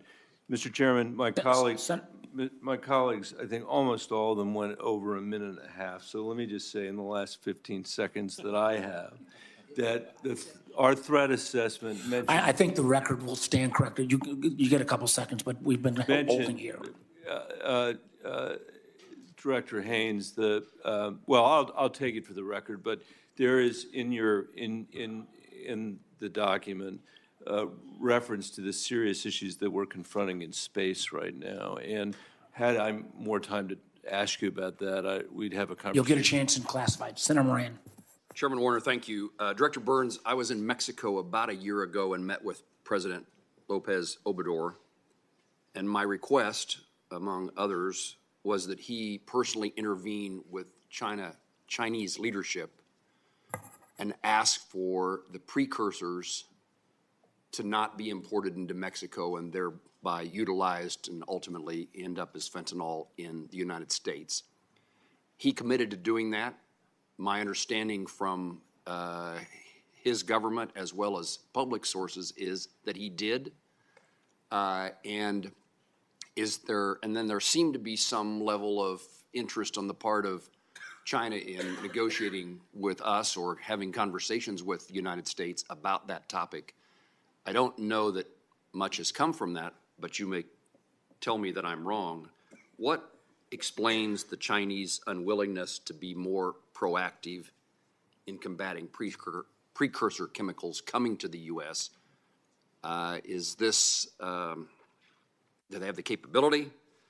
They intentionally inflicting harm on Americans in America? Is there some quid pro quo that they're looking for? No, I think, Senator, since the president met with President Xi in November in California, there have been some signs of, greater Chinese seriousness about dealing with this problem, effectively enforcing their own law, because that's all that we're asking. When I was in Beijing in late May of last year, I raised this issue very directly with my counterparts as well. And so I think there are some signs that the Chinese are beginning to address the problem, not just of precursor chemicals, but also of pill pressing equipment. Certainly they can do more, and I think that's why it's so important for all of us to continue to push as hard as we can, and to make clear, as you indicated earlier, that this is a problem not only for the United States, but for Mexico and for others around the world. So what would be China's reluctance to actually crack down on those exports? Well, I hope that what you're seeing now is a readiness to do more, I think, since November. But I think, that's something that obviously from the president on down, we need to continue to reinforce as hard as we can, because they do bear some responsibility for what's happening in our own society. General Cruz, how do you assess the current balance of military power between, in the Pacific today, the United States and China and others? I think I would describe the balance of power today as China is on a rise, that it has been planning for multiple 5-year periods, and it has executed that development, that training, that exercising in a way that has put them in a position that at some point in the not too distant future, in accordance with Xi's own goals, they will be a world-leading military power. The United States, though, is the world's leading military power today, and so the imperative piece for us is to be on that same trajectory to match them stride for stride and ensure we stay ahead of the growth that we see in China. But there is no doubt the growth that you see and has been discussed today in military power associated with China and the rise in all domains, cyberspace as well as conventional. Director Haynes, has Iran sought to use our borders, our porous borders, to conduct terrorist activities in the United States? Yeah, we have a very good example of Iran supporting, in effect, efforts to come across the border to go after a former ambassador from Saudi Arabia, for example. There was a case against our Bobs here in that scenario. So they have historically attempted this, but it's actually been very challenging for them and something that we consistently monitor on a regular basis. They prefer to go through, to the extent that they're able, criminal entities and other groups as a way of trying to achieve their goals. Director Wray, there was reports of our military technologies being utilized in North Korean military equipment found in Ukraine coming from Russia. How do we explain that? Well, I'm definitely tracking a similar instance in terms of Iranian drones, for example, where U.S. technology has appeared as components. I think part of it has to do with dual-use technologies and companies here not being perhaps as vigilant as they need to be about the potential uses of their technologies. And so, we're trying to be very heavily engaged with the private sector to make sure that they're more thoughtful about who they're selling to and where their pieces and components may end up. Senator Warner, even though you gave Senator Bennett additional time, I'll not ask for any. You're a very generous member. Senator Casey. Mr. Chairman, thanks very much. I want to thank the panel for your testimony today and also for your public service. I'm going to follow up on the fentanyl, and I want to ask a related question about xylazine. I know our colleagues have mentioned and asked questions about fentanyl. But I'll start with Director Wray to direct your attention to this question about fentanyl. The threat assessment this year on page 36 says that, quote, China remains a primary source for illicit fentanyl precursor chemicals in pill press equipment, unquote, and then it goes on to talk about what the cartels do. It's noteworthy, I think, that the U.S. Sentencing Commission told us that in fiscal year 2022, 88% of fentanyl trafficking offenders were U.S. citizens, 88%. And in fiscal year 21, 86% of fentanyl trafficking offenders were U.S. citizens. But we know how it gets here. We have a pretty good sense of how it gets here. We also know the administration announced that it had made progress, they believe some progress in reestablishing coordination with the Chinese government on countering fentanyl. I'm increasingly concerned as well about xylazine and other non-fentanyl synthetic opioids. Xylazine, as many people know, is a powerful veterinary sedative that is mixed with illicit fentanyl, and unfortunately the city of Philadelphia has become almost ground zero for the proliferation of illicit xylazine. According to DEA, xylazine was detected in nearly half of all fentanyl-related overdoses in Philly. So, Director Wray, I wanted to ask you, is the Chinese government holding up its end of the bargain in cracking down on illicit fentanyl traffickers? Well, I would say the scale of the problem that we're continuing to see suggests to me that there's a whole lot of room for improvement from the Chinese government.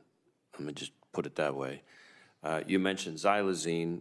Certainly, xylazine is of concern to us. You're right that the Philadelphia area is a place where we're seeing a certain amount of that. We've got a lot of investigations in the Philadelphia and Newark areas. Of course, one of the problems with xylazine, as you I'm sure know, is it's not responsive to Narcan.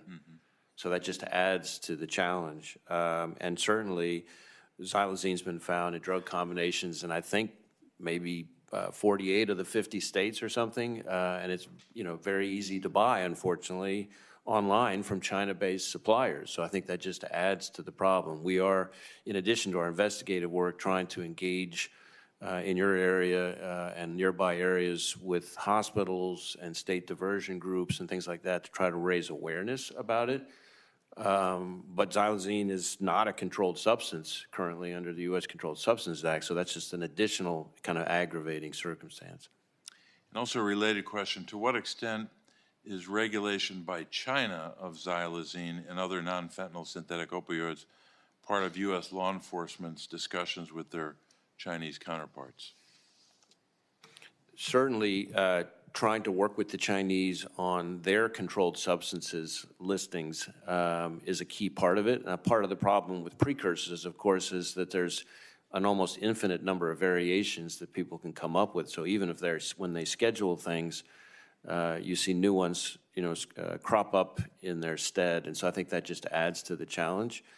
You ask how serious are they? I would just point to the sheer volume that we're contending with. And I think that tells you all you need to know about how serious the Chinese are so far in helping us address the problem. And Director Haynes, I want to ask you about Iranian evasion of sanctions. We know that since the imposition of increased sanctions against Iranian oil in 2018 and 19, Iran has been increasingly successful in finding ways to evade sanctions, and its oil revenues are increasingly rising. I know the administration's focus on blocking Iran's oil exports. How is the intelligence community supporting the administration's efforts to impose further costs on Iran, including by focusing on identifying and sanctioning so-called ghost fleet vessels carrying Iranian oil and Chinese refineries purchasing Iranian oil? Thank you, Senator. Yeah, I mean, we're very involved is the short answer, but the longer answer, and we actually do periodic reports to Congress that tell you about some of the work that we do in this area where we're identifying where we see sanctions evasion, where we see opportunities for essentially additional targets for sanctions that might be acted on, that are sort of third parties or others who are involved in these transactions so that the Treasury Department and others can, in fact, go after them in that respect. And it's a constant and critical issue. Mr. Chairman. Thank you. Senator Lankford. Thank you. Thanks to all of you. Team that you work around, please pass on our thanks and our gratitude to them. They work very hard Most folks will never know who they are and not get a chance to be able to say thank you. So please pass that on as well. I do want to continue some of the conversation about the border because while we're dealing with worldwide threats, we're seeing the worldwide threats coming towards us and some obvious vulnerabilities in this. As has been mentioned, talked about in the past, in this fiscal year, 58 people on the terror watch list that have been identified and picked up. There's also a category called special interest aliens. Director Wray, I know you're familiar with that as well. The special interest aliens, many people may not know this definition. I'm just going to read it, what this designation is. It says the special interest alien is a non-U.S. person who, based on analysis of travel patterns, potentially poses a national security risk to the United States or its interests. Often such individuals or groups are employing travel patterns known or evaluated, possibly have a nexus to terrorism. Do we have a listing of how many people have crossed our southern border that we have identified in this fiscal year that are special interest aliens? Director Wray, do you know that number? I don't know the number, but we could follow up with you to see if that's something we could provide. It has been one of our challenges to try to identify that. While on the terror watch list, we can get that number and know that it's 58 exactly. When we ask the issue of special interest aliens, we're told often that is law enforcement sensitive. We know the number is in the thousands, but have not been able to get a specific number nor a specific tracking on that. So that'd be helpful to be able to know, because the next question is the obvious one of those individuals that they're coming in, and I'm just going to give you a number if it's in the thousands. Is FBI contacted when these individuals that are coming across our border released into the country? Because the vast majority of the SIAs, we don't have a criminal background information on them. We have a theory, so they're released into the country currently. Is the FBI kept in contact from DHS and others who those individuals are or what kind of tracking and monitoring is on those individuals? I know that we work closely with DHS, especially CBP, on the issue of special interest aliens, including a whole lot of work on the other side of the border to try to prevent them from coming in the first place. And I know there are instances where we're contacted, but I'm not sure that as I sit here right now, I can tell you that we're contacted in every instance. Okay, that's helpful. Mr. Holmgren, you haven't got a lot of questions today. We need to give you some attention here. Obviously, the State Department is very engaged in this and trying to be able to figure out for the intelligence side of the information sharing. Those individuals that are crossing the border right now from many of those countries, we don't have any criminal information on these individuals. Do you know just offhand how many countries that are coming into the United States when they're crossing our southern border we have criminal background information? Let me give you, for instance, Venezuela. We were talking about Venezuelan gangs earlier and those individuals that are crossing into the country, many of them being paroled into the country. Is Venezuela freely sharing their criminal records with us? Do we know if these individuals have a criminal record? Thank you, Senator. I don't know exactly if Venezuela is sharing specific information with us. What I can say, though, about Venezuela, obviously, is that we've seen over 7 million Venezuelans emigrate from the country since 2017, a significant portion of whom obviously have emigrated to the United States illegally. But when we do get relevant information from our counterparts at DHS and FBI, our analysts use that to help inform their judgments. It's one of the challenges that we have as well for individuals. For instance, currently Nicaragua is not taking people back on that, and we're all dependent on State Department to impose some sort of consequences on Nicaragua to say you're a recalcitrant country, you're not taking people back on that. Do you happen to know any of the conversation right now between Nicaragua and the United States on trying to deal with recalcitrants? Because we do have a tracking of some that have criminal records that are coming towards us, and to consider that a threat. Senator, I don't have specifics on the details of engagement with Nicaragua. Happy to follow up with you offline. That'd be great. Thank you very much for that. Director Wray, let me come back to you and talk a little bit about CFATS. This is an acronym most people don't know, the Chemical Facility Anti-Terrorism Standards. We've had that since 2007. It expired in July of last year and has not been reauthorized yet. One of the aspects of that is for a chemical facility, refinery, whatever it may be, they have the ability to be able to check against the terror watch list using this authority on that. With that expiration, there's about 9,000 people a month that used to be checked on that, just in the hiring and the process of all over the country. We have about 63,000 people we're estimating that have not been checked.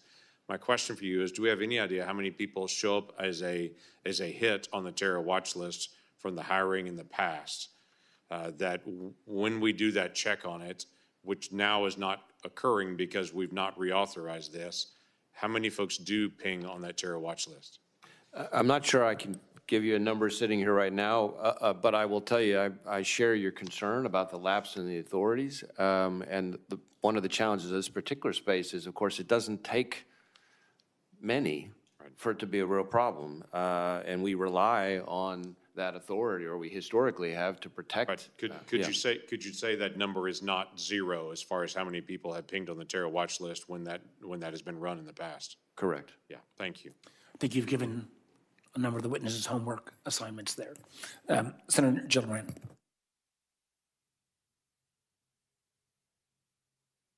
We're doing by, if you want to defer to Senator Kelly, be happy to, but we are doing by seniority. Mr. Chairman, in New York's capital region, the Albany Nanotech Complex is set to house some of our nation's most advanced electronics research, development, and manufacturing in particular fields like wafer processing, manufacturing, and lithography tools. Today's annual threat assessment points out that China currently lags behind the U.S. in developing the most advanced chips, giving them cause to steal our technology, which we've seen them do over and over. I included legislation in last year's NDAA requiring DoD to establish a pilot program to enable collaboration between the NSA's Cybersecurity Collaboration Center and the U.S. semiconductor manufacturers to improve the cybersecurity and semiconductor design and manufacturing process.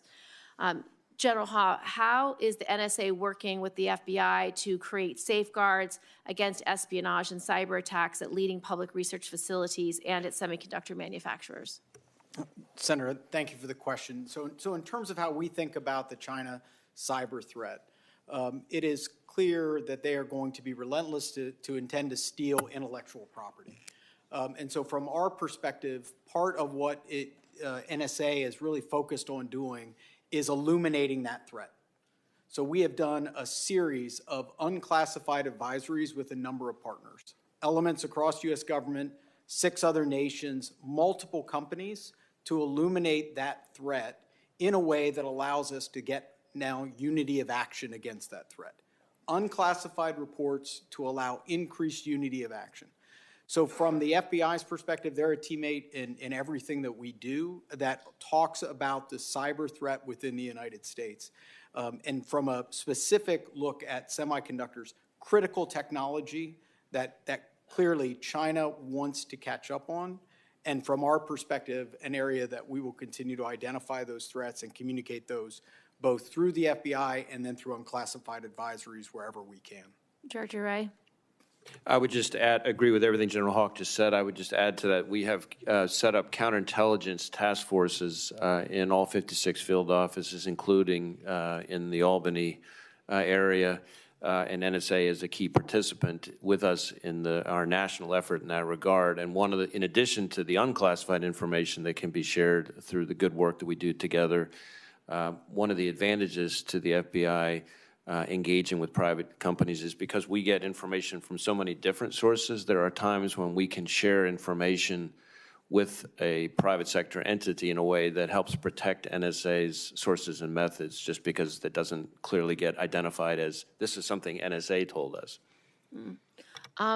Research from the Center for Countering Digital Hate found that the leading AI image generators create election disinformation in 41% of cases in which they are prompted, including images that could support false claims about candidates or election fraud in spite of controls we've been told have been put in place. This is for the entire panel. Have any of you seen foreign adversaries with intent to use generative AI, either images, videos, audio, to deceive American voters? What are we relying on to advise the public when this inauthentic content appears? Director Wray, you can start. Well, I want to think about what I could say here. I mean, certainly AI is something that all of our most significant adversaries are taking a hard look at to enhance their efforts. We have seen AI used in a variety of settings, whether it's been used specifically to target voters. I'm not sure that I could say that, but we are actively concerned about that as the latest wrinkle in a long-standing effort to engage in information warfare. Director Burns. Yeah, I mean, another example is we've seen evidence that Al-Qaeda in the Arabian Peninsula has used AI to generate videos aimed at inspiring lone wolf attacks as a result of the Gaza conflict as well. Director Haynes? Yeah, I think another example is Russia deploying AI tools in the context of their influence efforts in Ukraine. And there we've seen, for example, I think it was in March 2022, there was a deep fake of the Ukrainian president, Zelensky, asking Ukrainians to lay down their arms, and ultimately had to be actually countered by President Zelensky in order to address it. Did we give them the information or capability to do that quickly? The Ukrainians? Yes, we worked with them on that. General Hawk?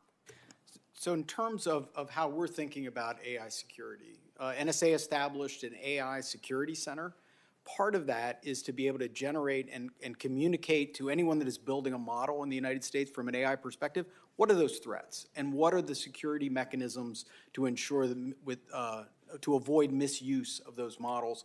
We're also using the AI Security Center for how we apply all of the ethical and safety standards of how the department will leverage AI, but really the last component would be how do we communicate to those companies the threats that they will have of their technology and how it will be employed.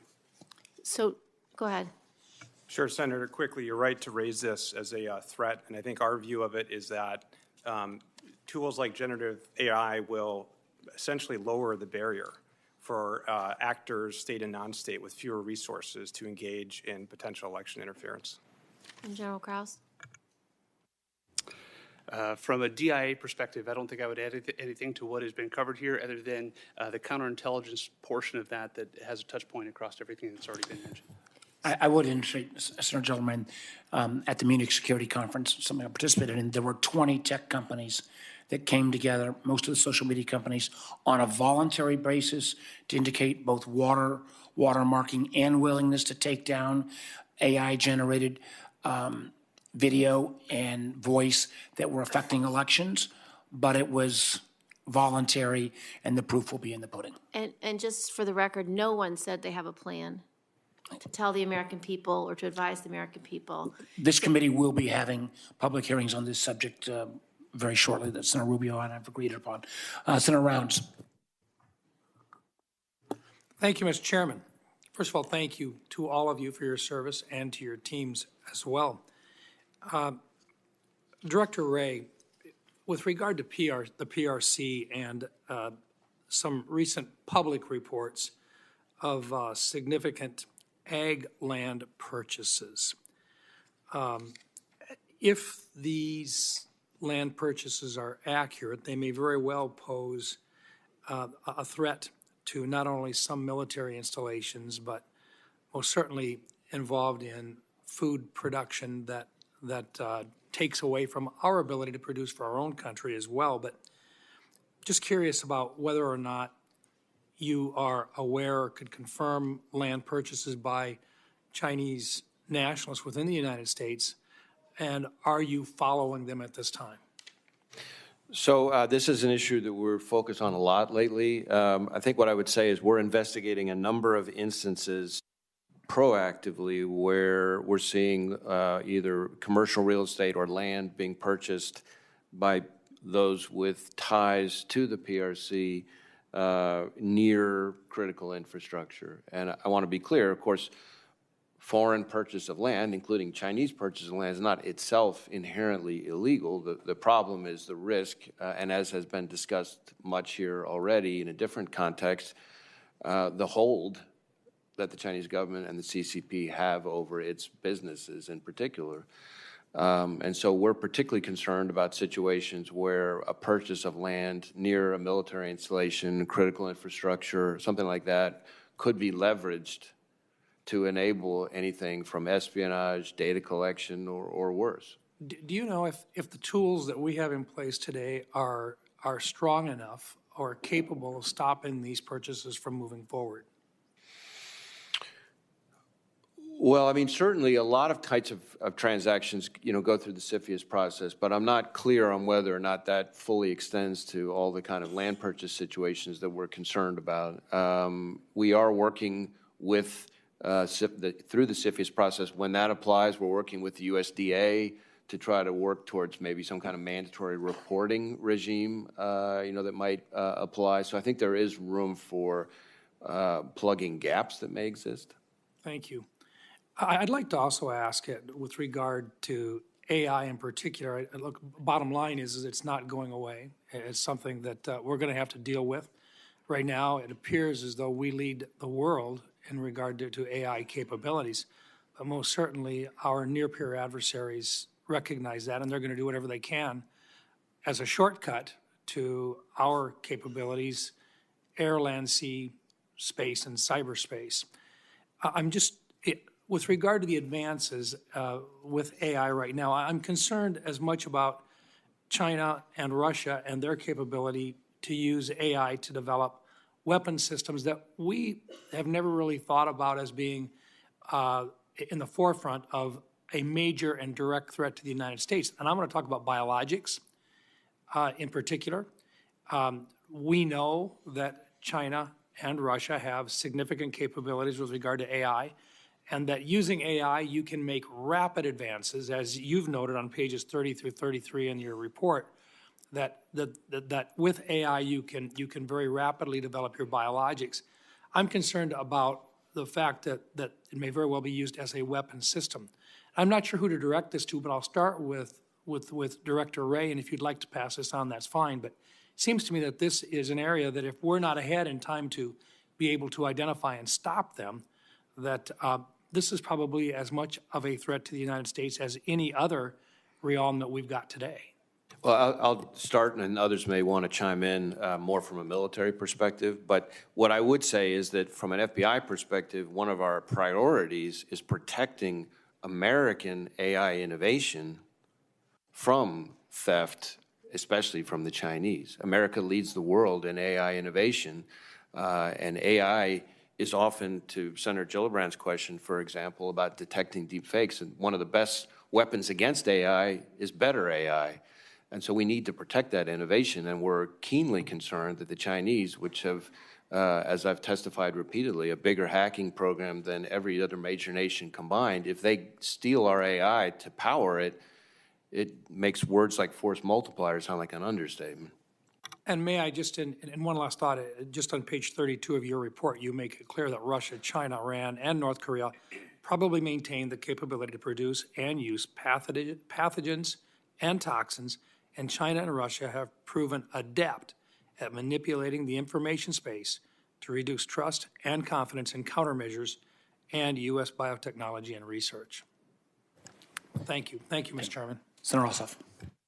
Thank you, Mr. Chairman. Thank you to our panel. Director Wray, I believe you noted this earlier, but do you share my view that the threat of terrorism associated with unlawful entry through the southern border poses a serious threat to U.S. national security?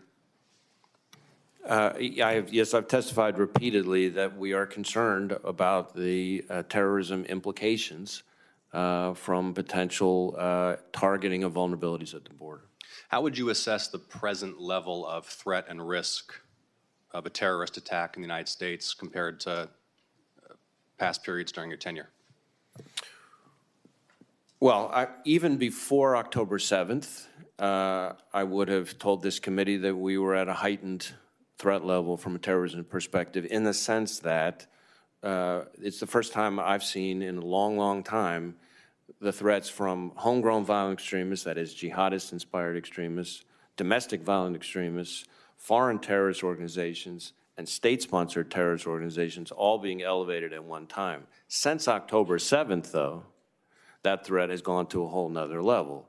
And so this is a time, I think, for much greater vigilance than has maybe been called upon of us before October 7th. Is the FBI postured to understand the extent of the terrorist threat associated with the southern border? We've been briefed on some specific threats. Do you feel that you know enough to assure us that the FBI is as well across it as you can be, or do you need more resources? Do you feel you're flying blind and not able to define the potential scope and extent of the threat?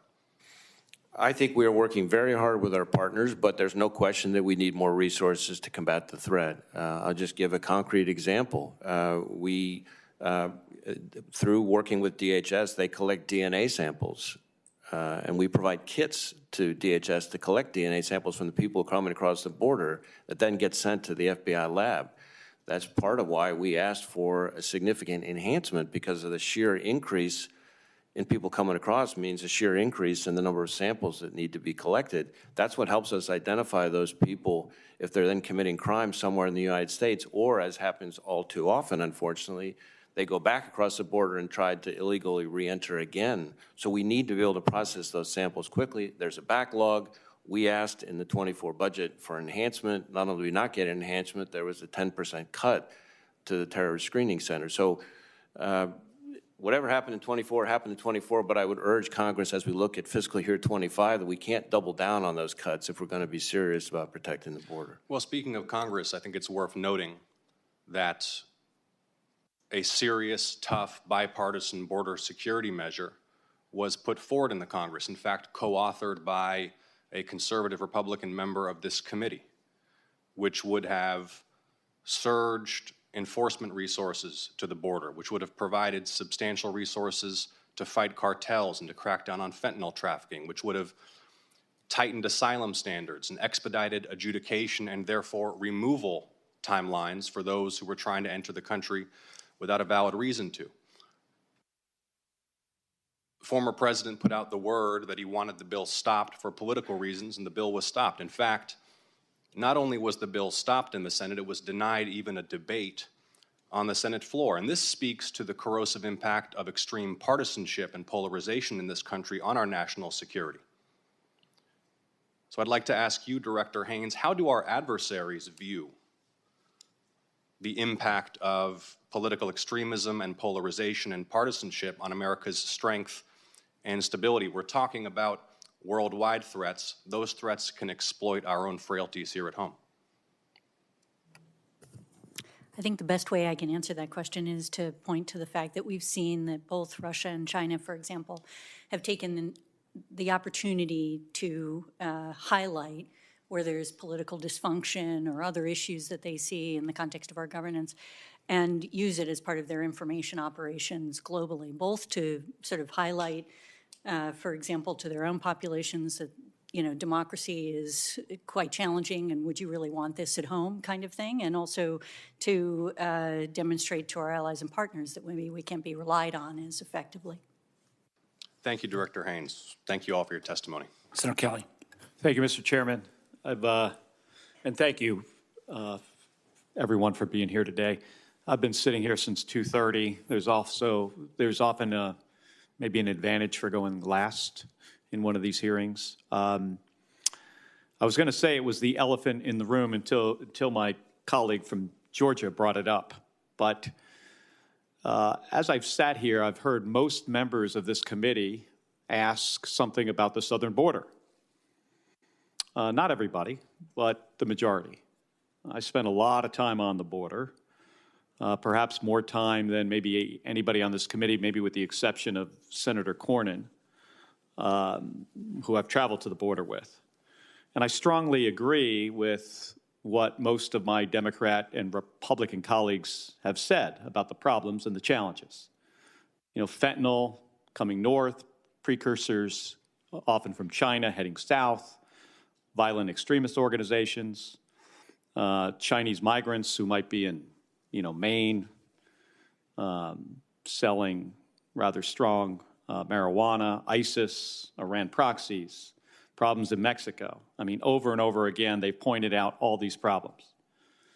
And I've worked on this issue, providing more pay for Border Patrol, closing gaps in border wall along the southern border, where they make sense, and they certainly do in a lot of places. More money for NGOs to help Border Patrol. Director Wray pointed out, talking about how we need more resources to combat the threat. And it helps when DHS gets those resources. And we had the opportunity to do something about it. We really did. More money for technology, including fentanyl detection. More Border Patrol agents, more asylum officers, more authorities to rapidly expel individuals. A change in the credible fear standard. More money for detention facilities. More visas to reunite families. And all this legislation was endorsed by the Border Patrol Union. and it had strong bipartisan support until it didn't. And my colleague from Georgia points out why it didn't. Director Wray, is it in your assessment that more resources and stronger policy that could help your partners, not necessarily the FBI, but DHS, is that your assessment that that would help deal with all these things that were mentioned in this committee hearing today? Well, I'll leave it to others to speak to policies, but certainly in terms of resources, not just for DHS, but for the FBI, we need more resources to deal with all the threats that emanate from the border that we're responsible for. Director Haynes? Yeah, I don't have anything to add to that. Director Burns? Nope, I don't have anything to add. I agree. All right, well, I'm going to yield back the remainder of my time because I think it's, you know, the failure of that legislation, that alone presents a national security threat to this country, in my view. Thank you, Mr. Chairman. Well, thank you. Let me thank my members. And let me also just say for a moment, we have strong views on this committee. But one of the things I think that we have always taken some pride is that we can agree without questioning each other's patriotisms, without questioning each other's motives. And I hope that tenor will be maintained.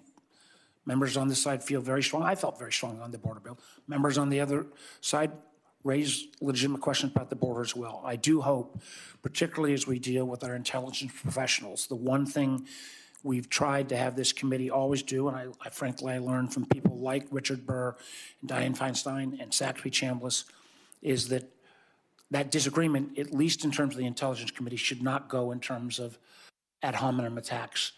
I don't think I heard that. I heard huge policy differences. We ought to have those. But the one thing I hope and pray is that we maintain this notion, because the intelligence professionals who never get the recognition they need look to this committee to be, I hope, an island of sanity in an otherwise sometimes challenging political environment. That doesn't take away anybody's views, doesn't take away anybody's right to have those views, but I have enormous respect for every member of this committee, regardless of which side of the aisle they sit on, and we're gonna go at it time and again, but I hope we owe our intelligence professionals that, that kind of notion that just because we're on different political sides of the aisle, that neither political party has a monopoly on truth or patriotism, and we can have differences of opinion without questioning each other's truth or patriotism. And with that, Mr. Chairman, I'd like to claim my time, please. Well, Mr. Chairman, first of all, I can't let this go, the last two speakers on the Democratic side, without responding. Look, this committee, I've been on this for 15 years, and we do a really good job until politics do creep in. And that's what's happened here this afternoon with the last two speakers. These are the facts. The last president of the United States closed the border. He closed the border down to almost zero crossings by the time he left office. He did it even though he was sued over and over and over again by people from the other side of the aisle. But he shut it down, and he shut it down under the law that's in effect today. Congress has done its job. It passed a law saying you cannot enter the United States without authorization. That's the law today. When the current president came in, we all know he took the policies of the former president, tore them up, and rescinded them, and now we have what we have. As far as the bill that's concerned, everybody's talking about the former president making phone calls. He never called me. But I can tell you this, I will not vote for any bill that allows any illegals to cross into this country, and everybody here knows that bill would have allowed 5,000 a day to come into this country. That's not for me. And I don't care if the president calls me or doesn't call me. I'm not, my red line is not one. What we need to do is enforce the laws that we have. You want to talk about the front door and how we let them in the front door? I'm all in. But the back door's got to get closed. Thank you, Mr. Chairman. and I would simply add that the former president and a number of my Republican colleagues had repeatedly said, to make the kind of changes you need permanently on the border, you need legislation. And that is an ongoing debate. It's a debate that we'll have here and elsewhere. And what we need, and the thing that the most important last comment I'll make, because we will be breaking and going into closed session, is we need an intelligence community that's going to never be afraid to tell truth to power. And truth to power sometimes means telling us on both sides of the aisle what we don't necessarily want to hear. I think you, the witnesses, and frankly, the men and women, literally thousands of them who you represent, do that on a regular basis. And at the end of the day, while we may hassle and haggle over some of these policy things, the most important thing you've got to do is keep speaking that truth to power, even when we don't want to hear. We are adjourned until we move into the classified setting.